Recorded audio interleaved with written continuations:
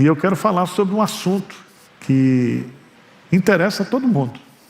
Se chama cura interior pela palavra de Deus.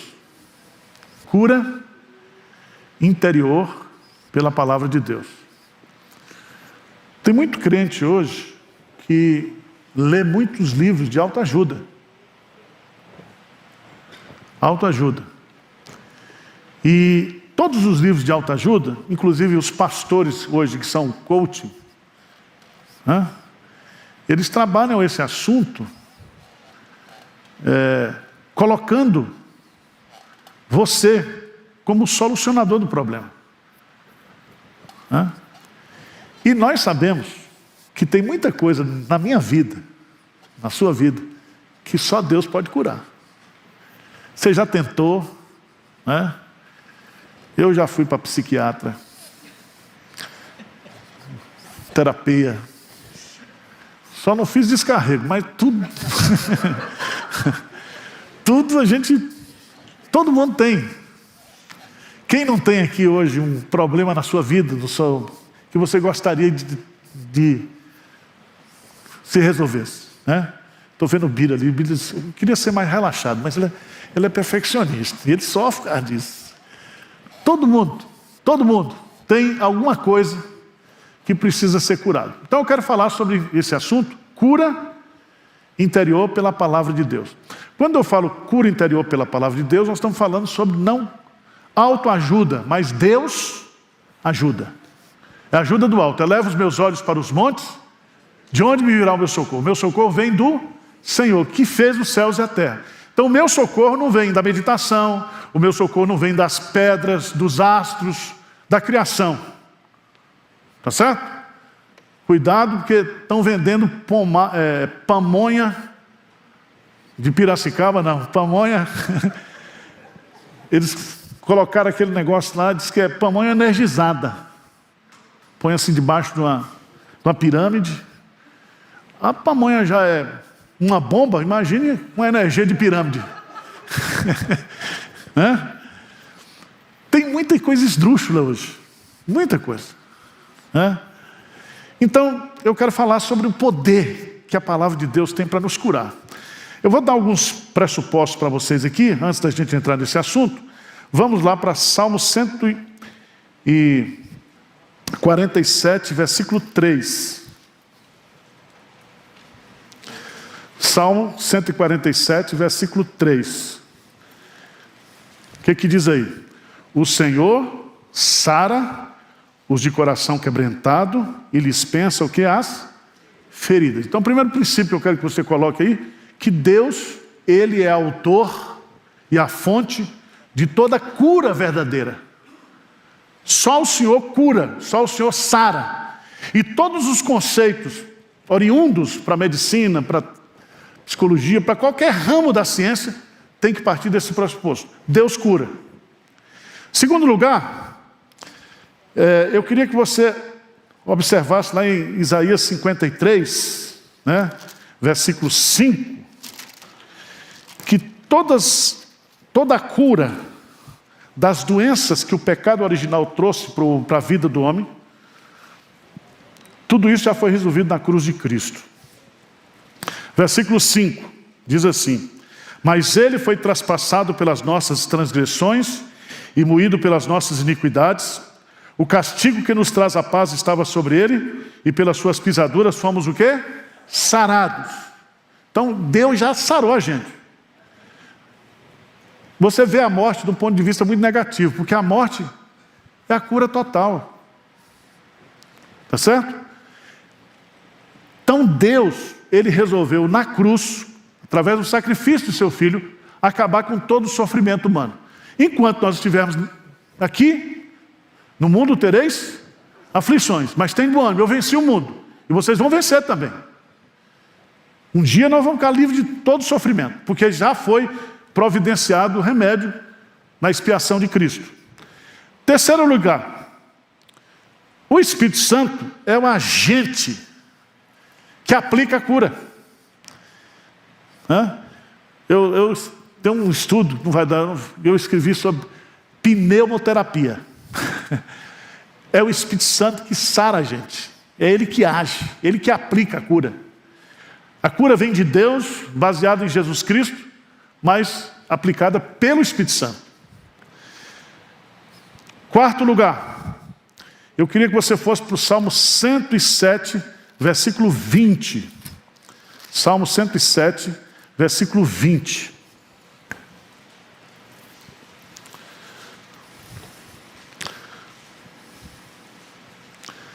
Grifa esse versículo aí. Toda vez que você estiver meio borocochô, você lê esse versículo aí, tá?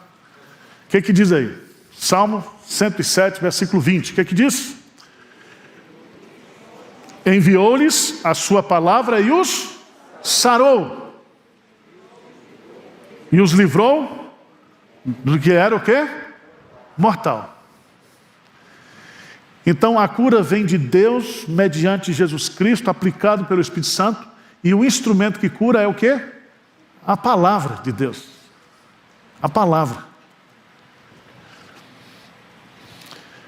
E aqui eu quero enfatizar nesse dia da Bíblia, porque quando a gente fala sobre cura interior pela palavra, nós estamos falando do novo nascimento, que é a vivificação espiritual.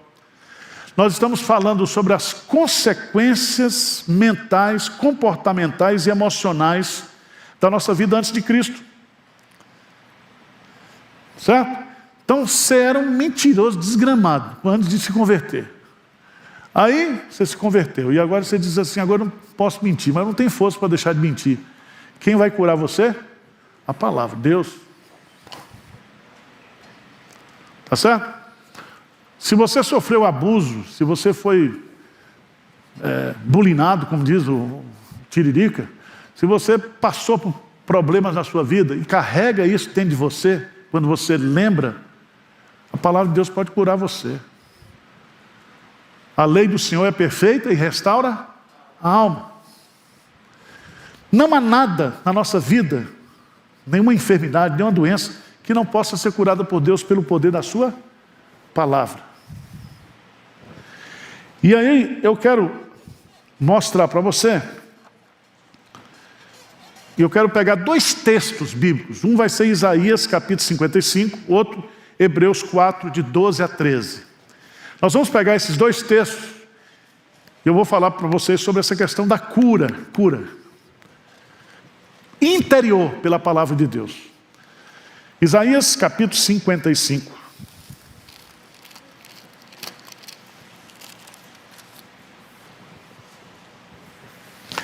Isaías capítulo 55. Vamos pegar aí, a partir do versículo 7 até o versículo 13. Vamos lá? O que diz aí? Deixe o perverso o seu caminho, o iníquo os seus pensamentos, converta-se ao Senhor, que se compadecerá dele, e volte-se para o nosso Deus, porque é rico em perdoar. Porque os meus pensamentos não são os vossos pensamentos, nem os vossos caminhos, os meus caminhos, diz o Senhor. Porque assim como os céus são mais altos do que a terra, assim são os meus caminhos mais altos do que os vossos caminhos, e os meus pensamentos mais altos do que os vossos pensamentos. Porque assim como descem a chuva e a neve dos céus, e para lá não tornam, sem que primeiro reguem a terra e a fecundem, e a façam brotar, para dar semente ao semeador e pão ao que come, assim será a palavra que sair da minha boca. Não voltará para mim vazia, mas fará o que me apraz e prosperará naquilo que a designei. Saireis com alegria e em paz sereis guiados. Os montes e os outeiros romperão em cânticos diante de vós, e todas as árvores do campo baterão palmas. Em lugar do espinheiro crescerá o cipreste, em lugar da sarça crescerá a murta, e será isto glória para o Senhor, e memorial eterno que jamais será extinto. Eu quero pegar esse texto e mostrar para você como a palavra, ela tem o poder de curar. E aqui, nesse texto, nós vamos aprender 3 lições importantes sobre a palavra de Deus.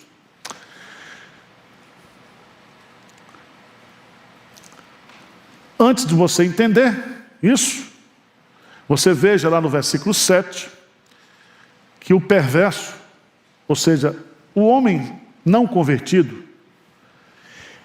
ele tem o seu caminho, ele tem os seus pensamentos. Mas esses caminhos e esses pensamentos são errados. Então ele precisa se converter dos seus caminhos para os caminhos de Deus. Substituir os seus pensamentos pelos pensamentos de Deus. Veja no texto. Por isso que ele diz: deixe o perverso o seu caminho, o iníquo os seus pensamentos. Então aqui é pensamento e comportamento.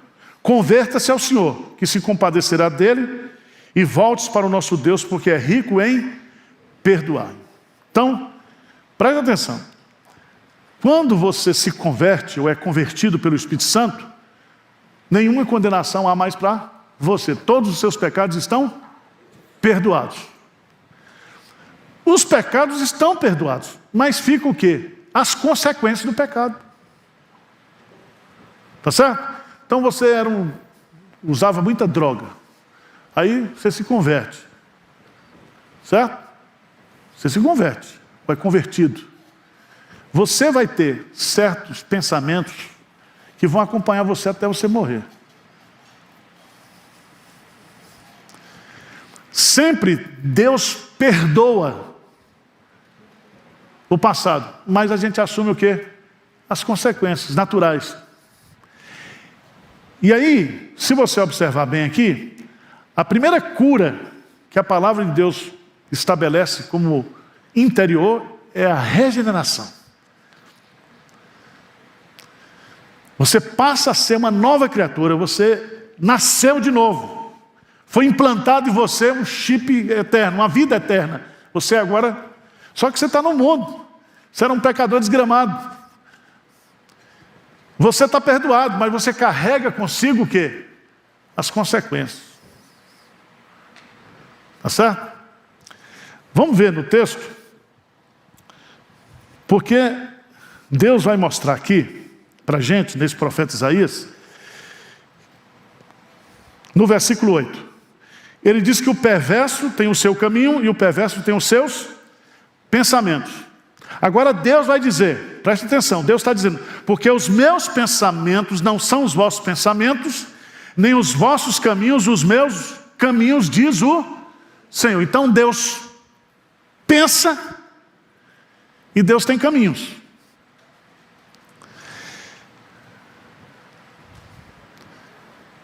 A conversão é a substituição, a troca dos seus pensamentos, dos seus caminhos, pelos caminhos de Deus, pelos pensamentos de Deus. Deu para entender ou não? Então isso aqui está claro. Agora, o que é a Bíblia? O que é a Bíblia? A Bíblia são os pensamentos de Deus, são os caminhos de Deus. Você quer conhecer os pensamentos de Deus? Pelo menos um pouco, né? Não todo. Aquilo que Ele quis revelar para a gente. Os pensamentos revelados de Deus, você tem que estudar o quê? A Bíblia. Você quer conhecer os caminhos de Deus, você tem que estudar o quê? A Bíblia. Agora veja bem, presta atenção, tá? Isaías 55, versículo 8. Porque os meus pensamentos não são os vossos pensamentos, nem os vossos caminhos os meus caminhos, diz o Senhor. Presta atenção que existe aqui uma racionalidade dos pensamentos de Deus. Se Deus, Ele pensa, é porque Ele tem o quê? Razão, entendimento. Mas veja, que é muito importante a gente entender que esse Deus que pensa, veja lá embaixo, por favor.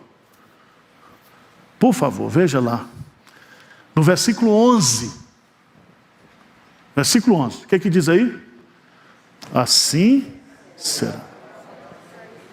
Quem que está falando isso? A palavra que sair da minha boca. Então Deus pensa e Deus o quê? Fala. Então quando você está diante da palavra de Deus, você está diante dos pensamentos de Deus, dos caminhos de Deus. E Deus fala com você, fala comigo, pela palavra. Assim será a palavra que sair da minha boca. As palavras expressam o pensamento divino, os caminhos de Deus. Palavra de Deus. A Bíblia. Mas veja também que, em terceiro lugar, Deus pensa, Deus fala. E aí eu queria que você entendesse uma coisa. É que o propósito dessa comunicação divina fica claro. Produz o quê? Efeito, transformação em nós. Veja no texto. Veja no texto. Porque assim como os céus são mais altos do que a terra, assim os meus caminhos mais altos do que os vossos caminhos, e os meus pensamentos mais altos do que os vossos pensamentos. O que Deus está dizendo aqui? Os seus pensamentos são terrenos, seus pensamentos são humanos, os meus pensamentos são dos céus, são altos. Não dá para comparar os pensamentos de vocês com os meus pensamentos. Há uma diferença. Mas há uma coisa que é linda aqui, é que ele vai usar a metáfora. A metáfora, ele diz assim: como descem a chuva e a neve de onde? Dos céus. Então, se tem pensamento no céu, e se esse pensamento não descer, eu não vou saber que pensamento é esse. Então, esses pensamentos descem do céu. Isso significa que a Bíblia, ela veio de onde? Do céu. Como diz o poeta Joia Júnior, é o romance da eternidade. Então Deus pensa, Deus fala. E Ele fala para produzir o que Ele quiser. Veja no texto aí. Veja no texto. Eu acho isso aqui maravilhoso. Porque ele diz assim: assim como desce a neve dos céus e para lá não tornam, sem que primeiro reguem a terra, e a fecundem, e a faça brotar, para dar semente ao semeador e pão ao que comer. Versículo 11, assim será a palavra que sair da minha boca, não voltará para mim vazia, mas o fará o que me apraz e prosperará naquilo que a designei. Então preste atenção. Deus pensou, Deus falou. E Ele falou para mim e para você, através da Bíblia. E Ele quer que essa fala dEle tenha uma intencionalidade, que é gerar vida, cura, frutificação na minha vida e na sua vida. Dá um amém aí, pelo amor de Deus. Porque se Deus pensasse, se Deus falasse e nós não ouvíssemos, não adiantava nada. É falar para mudo surdo. Então, lembre-se disso. Quer ouvir Deus falar? Quer conhecer os pensamentos de Deus? A Bíblia, somente a Bíblia. Essencialmente a Bíblia, eternamente a Bíblia. E você, e tem crente que diz assim: mas tem um monte de coisa na Bíblia e não se explica. Você aguenta? Você não aguenta, você não conhece nenhum que a Bíblia está aqui revelando, seu desgramado. Você quer o que mais? Quer religião de mistérios? Veja lá Deuteronômio 29, 29. Deuteronômio 29, 29.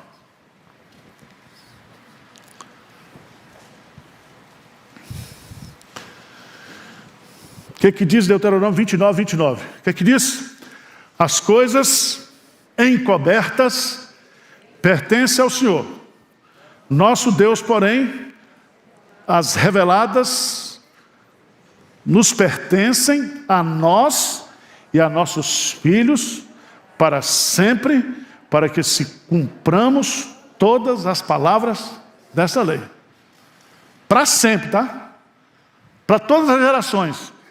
Então, o que está revelado é para nós. O que está oculto é de Deus. Um dia Ele vai nos revelar quando a gente chegar lá. Tá certo? Agora, Preste atenção que a palavra, ela tem esse poder de produzir vida, de fazer brotar. No Novo Testamento, a palavra ela é chamada do sêmen, a semente, que gera vida, quando cai no solo do seu coração. Então, se você é cristão hoje, regenerado, você foi regenerado por Deus, você foi curado por Deus, você nasceu de Deus, e você nasceu porque a palavra de Deus germinou em você e brotou o quê? Vida. Por isso que ele termina dizendo, lá no Salmo, no Isaías 55, o que ele diz lá? Vamos só pegar a parte final do texto. Os pensamentos, as ideias de Deus, os caminhos de Deus estão revelados na Bíblia. Ele nos fala através da Bíblia. E ele nos fala através da Bíblia porque ele já designou isso. O que essa Bíblia vai produzir na minha vida e na sua vida. E aí ele vai colocar de forma magistral, a partir do versículo 12, diz: saireis com alegria. Esse verbo saireis aqui significa sair de uma masmorra, sair do estado de morte para a vida. Você vai sair, você vai se libertar disso. E você vai ser agora guiado por causa do poder da palavra. Foi a palavra que ele libertou. É a palavra que vai guiar você agora. E essa palavra vai trazer para a sua vida alegria, paz, direção. E haverá, não somente isso, mas haverá espectadores que irão se alegrar. E ele usa a figura aqui, né? Os montes, os outeiros, romperão em cânticos diante de vós, e todas as aves do campo baterão palmas. Sabe por quê?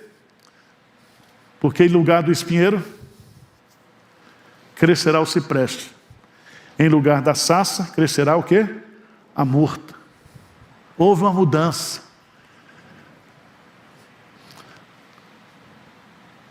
Há uma vida diferente de você por causa do poder da palavra. Vocês entenderam, gente? Estou me esforçando, tá?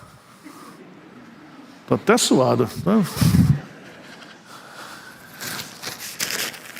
Então, a palavra de Deus como meio de cura,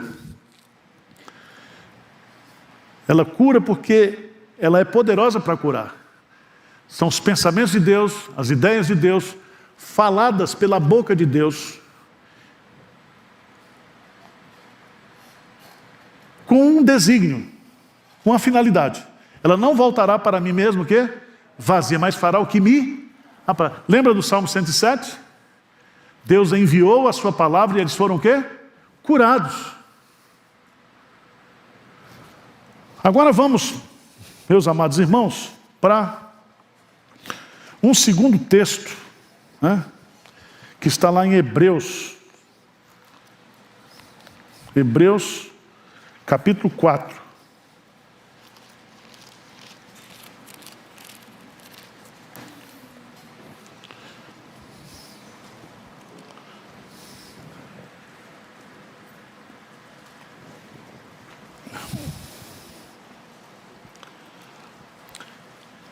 Você que está chegando agora, está nos assistindo também, nós estamos falando aqui sobre cura interior pela palavra de Deus.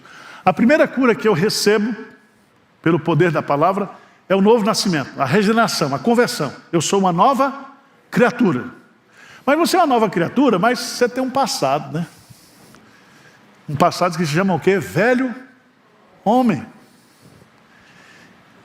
E mesmo agora como crente, o pecado está presente na nossa natureza. E isso traz uma luta, que só pode ser vencida pelo poder do Espírito Santo.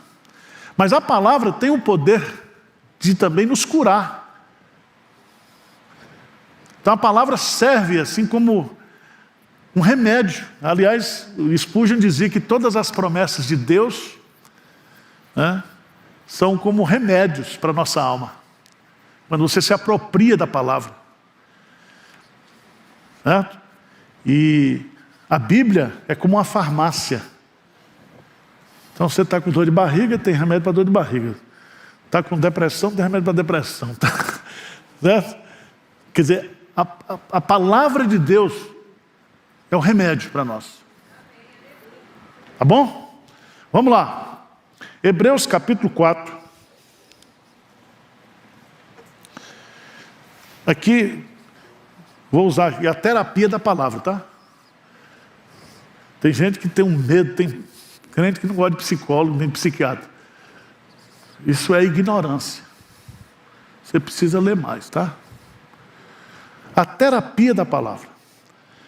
A terapêutica, ela é a parte da medicina que tem por objetivo o tratamento das doenças. Certo? Mas pode significar também um método. Então a terapêutica é um ramo e a terapia é um instrumento. Instrumento.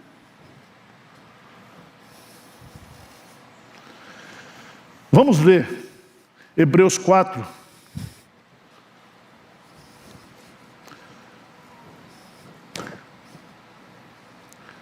Vamos lá. Versículo 12 e 13. Vamos juntos?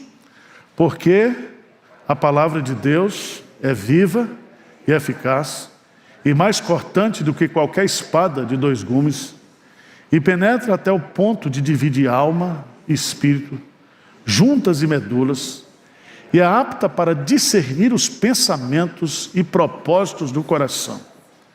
E não há criatura que não possa ser manifesta da sua presença, pelo contrário, todas as coisas estão descobertas e patentes aos olhos daquele a quem temos de prestar contas. Bonito esse texto, né? E ele é profundo também. E aqui nós vamos aprender que a Bíblia, a palavra de Deus, é o remédio divino para o tratamento das doenças da alma, cura interior. Então, se você traz dentro de você ressentimento, se você traz dentro de você raiva, se você traz dentro do seu coração amargura, tudo isso pode ser curado pelo poder da palavra de Deus.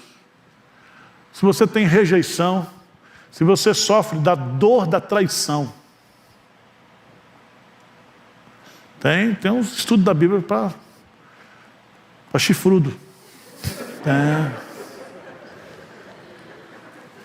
Você sabia que quem foi mais traído foi Jesus, né? Ele foi traído pelo seu povo. Ele veio para os que eram seus não. Diz que Jesus, ele sabia o que era padecer. Era homem de dores, diz o profeta. Homem de dores. Então ele experimentou a humanidade nas suas dores mais profundas.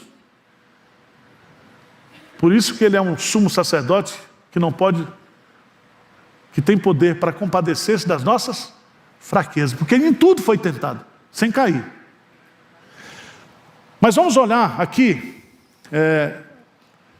há pelo menos aqui uns 6 pontos que eu acho interessantes para destacar. O primeiro é que, veja o que diz Hebreus 4:12, a palavra de Deus. De quem é a palavra? De Deus. Vamos voltar para o Salmo 107.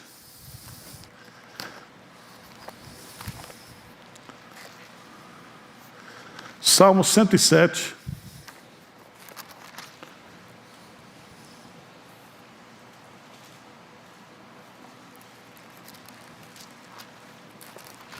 Versículo 19. O que é que diz? 107, 22, né? Cadê? Vou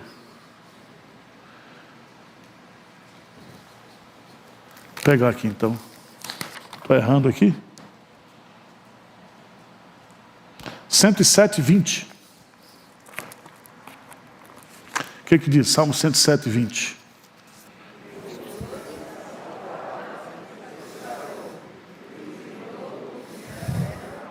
Quem foi que enviou-lhes a sua palavra? Deus. E o que essa palavra produziu? Cura. livramento. Veja, no versículo 19, então na sua angústia clamaram ao Senhor e Ele os livrou das suas tribulações. Deus enviou a palavra. Sabe, gente, quando você está naquele momento difícil da sua vida e você não se lembra das promessas de Deus, da palavra de Deus, e se você entendesse que a Bíblia nos foi dada para nos sarar, nos curar, é instrumento de cura. Quem crê nisso aí, que Deus pode curar? É isso aí, pela palavra. Então faça uso, tá? Agora vamos lá. Essa palavra é de Deus. Essa palavra se refere aqui à revelação escrita. Aqueles pensamentos de Deus lá de Isaías 55. Os meus pensamentos não são toda palavra que sai da minha boca. Então Deus pensa, Deus fala. E quando Ele fala, essa fala tem uma intencionalidade, curar, sarar. Então a origem dessa fala é celestial, é eterna, é divina, é sobrenatural. É tão interessante, porque o autor dos Hebreus vai usar aqui, ele diz assim: porque a palavra de Deus, ela é o quê? Viva. Então veja bem, a palavra de Deus, ela é divina na sua origem, na sua natureza. Ela é viva. No grego aqui, a palavra zaô significa, ela está viva, ela possui vida em si mesma. E se ela possui vida em si mesma, ela pode dar vida. Só pode dar vida quem tem a vida. Jesus diz, né? Eu lhes dou a vida, porque eu sou a vida. E se você observar bem, a vida vem pela palavra. E Jesus é o verbo que se fez carne. Ele é a palavra encarnada. E aqui eu queria que você entendesse que quando você está lendo a Bíblia e aplicando a Bíblia na sua vida, você está diante de um poder que traz vida, transformação. Estão entendendo ou não? A palavra de Deus é viva. O Ronaldo Lidório conta uma história muito interessante, lá entre os concombas, que ele saía pregando o Evangelho, e um feiticeiro ia atrás dele, repetindo a Bíblia, e criticando, e zombando. O cara não sabia no que estava mexendo. Porque um dia, o fato de ele estar repetindo o que Ronaldo estava dizendo, produziu vida dele. E ele caiu de joelho debaixo de uma árvore, chorando, dizendo: a palavra de Deus é a verdade. Então, irmãos, a palavra de Deus é viva. Porque não pode matar. Já queimaram a Bíblia, já reescreveram a Bíblia, já tentaram fazer de tudo com a Bíblia, mas a palavra de Deus é viva. No século passado, na década de 50, onde os seminários no mundo inteiro foram invadidos pelo liberalismo teológico, aconteceu uma descoberta lá em Jerusalém, em Qumran. Os beduínos encontraram dentro das cavernas de Qumran os textos bíblicos pendurados em sacos de couro. Foi a maior descoberta, porque pegaram esses textos bíblicos e levaram para Jerusalém. É tão interessante, quando você visita hoje o Museu da Bíblia em Jerusalém, tem o texto completo de Isaías, do jeito que está aqui. Deu para entender? Então, a Bíblia é a mesma, ela permanece, porque ela tem vida em si mesma. Ninguém consegue matar a Bíblia. Não consegue. Tem uns inteligentes que quer reescrever, que quer acrescentar, que diz que isso aqui, ele escolhe o que presta e o que não presta na Bíblia. Não é assim. A palavra de Deus é. Agora, vamos entender, quero que você entenda o que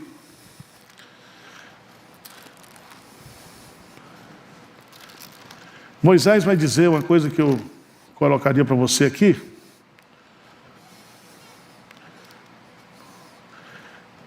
Abra a Bíblia em Deuteronômio capítulo 32.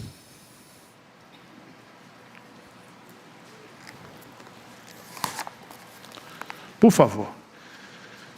Deuteronômio capítulo 32.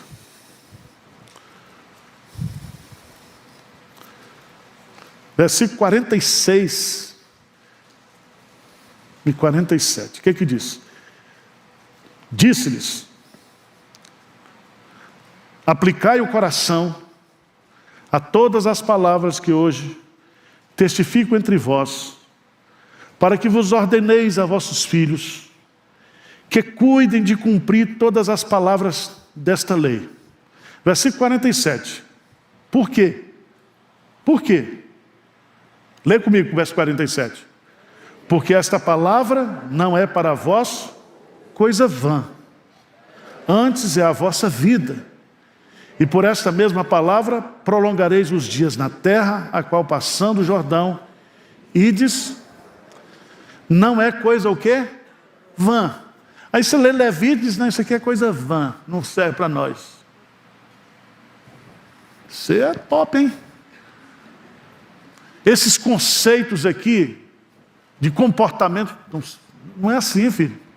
A Bíblia, ela é a nossa vida. Nem só de pão viverá o homem, mas de toda palavra que procede da minha boca. Se você quiser, você escreve uma Bíblia para você, é outra conversa. Faz lá como o Anjo Moroni escreveu, né? Mas aqui ninguém mexe. Palavra de Deus. Então, Hebreus vai nos ensinar 6 coisas. Primeiro, a Bíblia é divina. Segundo, a Bíblia ela é viva. E se ela é viva, ela produz efeitos vitalizadores. Restaura a alma, alegra o coração, cura você interiormente. Terceiro lugar, ela é divina, ela é viva, ela é eficaz, porque a palavra de Deus é viva e eficaz. A palavra eficaz, no grego, é a palavra energes, que vem a palavra o quê? Energia. Significa não um poder vivo, mas também um poder ativo, eficaz e poderoso. A palavra de Deus traz uma energia de Deus. Como ele diz, haja luz e houve luz. Ele diz, o Espírito Santo diz assim, haja luz no coração desse incrédulo aqui. Aí, então, quantas vezes eu e você nós esquecemos disso? Né? Deus, a palavra de Deus, ela é viva, ela é divina, ela é viva, ela é eficaz, então ela pode transformar meu coração, ela pode ter eficiência, ela é útil. Por isso, irmão, não abra mão da sua Bíblia. Você, para ir para o céu, só precisa de 2 coisas, a Bíblia e o inário. Não era assim? Sempre foi assim. Os crentes raízes só têm essas 2 ferramentas: a Bíblia e o inário. Canta, ora, lê a Bíblia. Canta, ora, lê a Bíblia. Até Jesus voltar. Não precisa mais do que isso. Então, quarto lugar, diz o texto de Hebreus que ela é mais cortante do que qualquer espada de 2 gumes. A palavra cortante aqui significa afiada. Esses 2 gumes aqui são interessantes porque ela tanto penetra em quem está colocando como penetra naquele que está sendo colocado. Então, quando você lê a Bíblia, você está pregando para você e para o outro. A Bíblia está indo lá e voltando aqui. Você não pode falar do poder da Bíblia se você não experimentou o poder da Bíblia. Você não pode falar da eficácia da Bíblia, da vitalidade da Bíblia, se você não experimentou isso. É tão interessante, porque o autor aos Hebreus usa essa figura da espada. E Paulo vai usar lá, dizendo que a Bíblia, a palavra de Deus, é a espada do Espírito. Ou seja, é o Espírito que pega a palavra e enfia em você. Então, ela é cortante. Sendo cortante, ela penetra. Sendo penetrada, traz à luz os motivos obscuros, aí Freud, do subconsciente. Coisas que você sente, que você não sabe expressar, que você não sabe dizer. Eu estou sentindo uma agonia, eu estou sentindo isso, eu estou sentindo um desespero. Quando a palavra de Deus vem, penetra, traz à luz tudo isso. E aqui, eu queria que você fosse para Isaías 49, 1 e 2.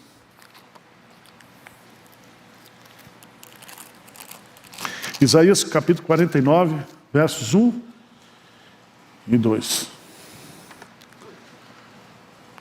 Servo de Deus é a luz dos gentios. Ouvi-me, terras do mar, e vós, povos de longe, escutai. O Senhor me chamou desde o meu nascimento, desde o ventre de minha mãe, fez menção do meu nome. Fez a minha boca como uma espada aguda, na sombra da sua mão me escondeu. Fez-me com uma flecha polida e me guardou na sua aljava. Fez a minha boca como uma espada, o quê? Aguda. Lembra do texto do Jesus transfigurado de Apocalipse capítulo 1? Diz que da boca dele saiu o quê? Uma espada. A palavra. Penetra. Quinto lugar. A palavra de Deus ela é divina, é viva, é eficaz, é cortante. Mas o autor aos Hebreus vai usar outra característica da palavra. Ela é discriminadora. Não no sentido pejorativo de discriminar, mas no sentido etimológico da palavra.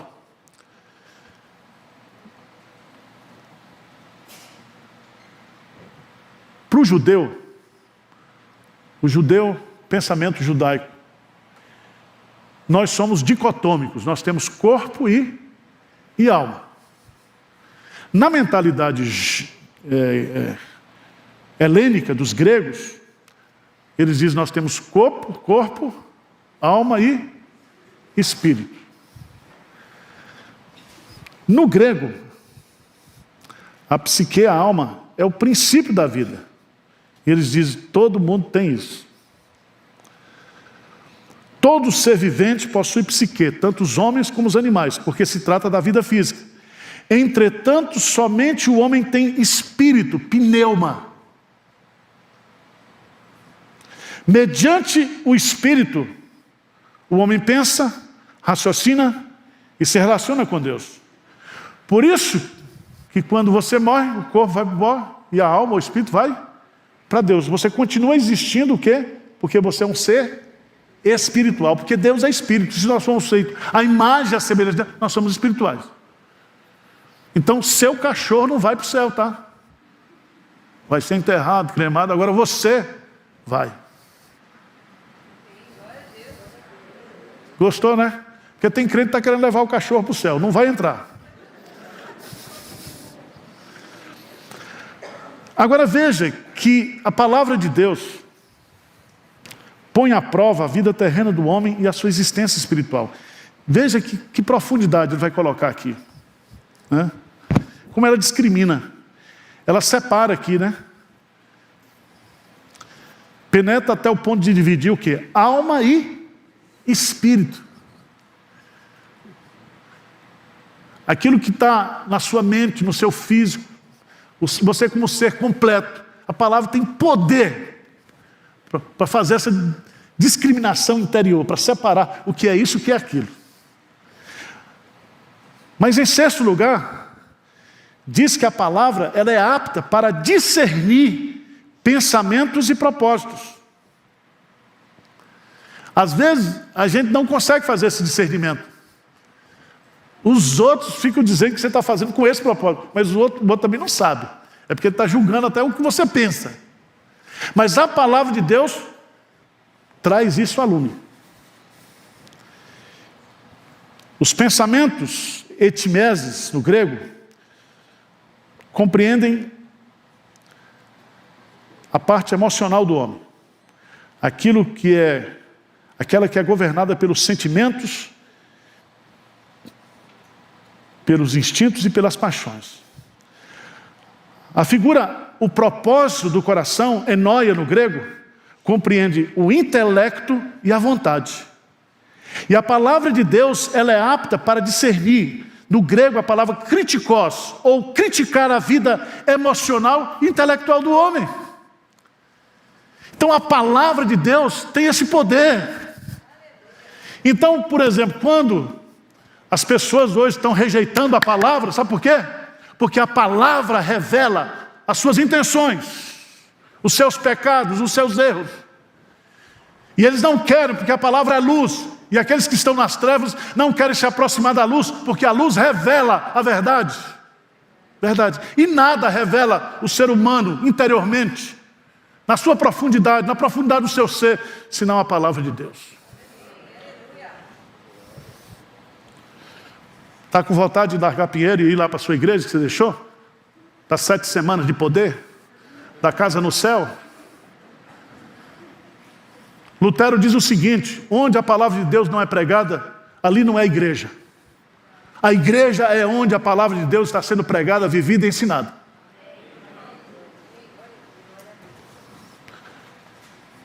Então, vamos repetir. A palavra de Deus, ela é divina, ela é viva, eficaz, cortante, discriminadora, discernente. Discernente. A conclusão que o autor chega aqui é que pela palavra de Deus, todas as coisas estão nuas e claras aos olhos do Senhor. E eu queria chamar a sua preciosíssima atenção para um detalhe do texto, que às vezes a gente não olha para isso aqui. Diz no versículo 13: e não há criatura que não seja manifesta na sua presença. Pelo contrário, todas as coisas estão descobertas e patentes aos olhos daqueles a quem temos de prestar contas. Quero destacar aqui, primeiro, criatura. Não está falando aqui só de crente.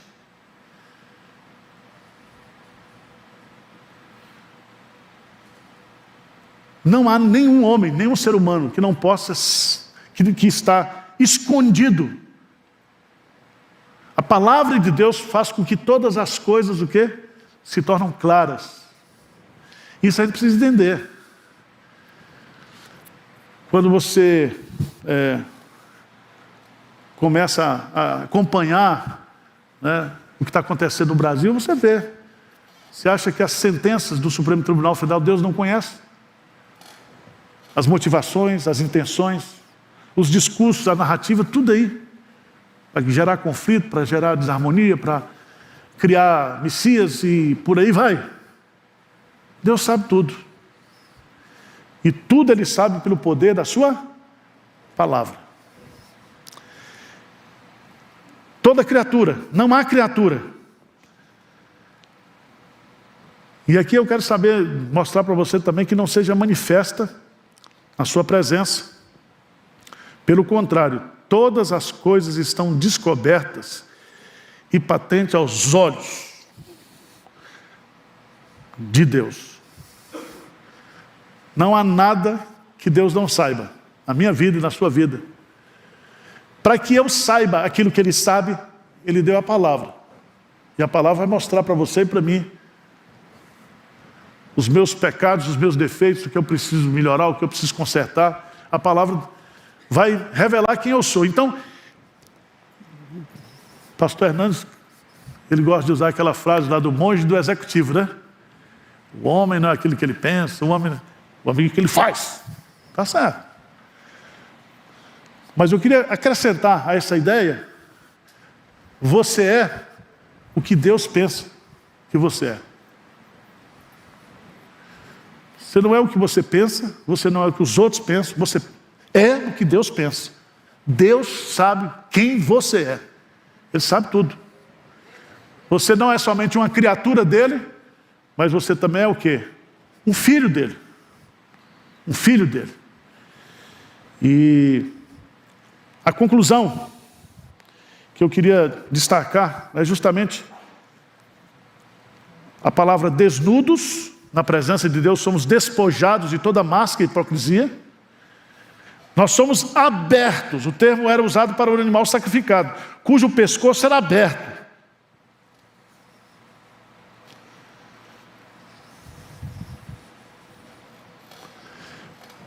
Então preste atenção. A palavra de Deus será um instrumento de julgamento. Nós teremos que prestar contas. E qual vai ser o referencial? Você vai prestar conta a partir de quê?